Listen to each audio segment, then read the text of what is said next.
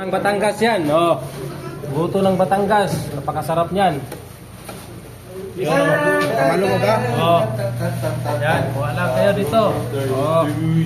Oh. Yan oh, pininyahang manok pa. Napakasarap nito. Magluto si kabayan ng pininyahang manok. Oh yan. Tolya, puso, laman. Ayan. Kainan na, kainan.